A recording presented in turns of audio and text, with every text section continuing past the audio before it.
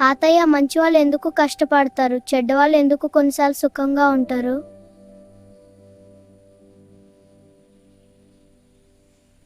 చూడు, 2 విత్తనాలు.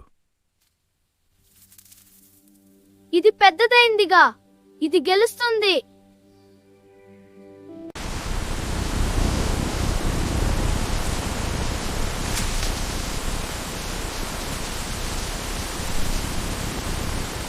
మహా ఇతిహాసమైన మహాభారతాలో పాండవాస్ చాలా కష్టాలు చూశారు.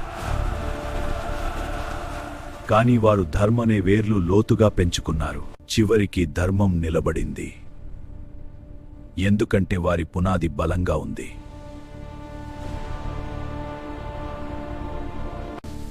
తాత్కాలికంగా కనిపించే విజయమే నిజమైన విజయం కాదు. ధర్మంతో నిలబడినవాడు చివరకు నిలిచిపోతాడు.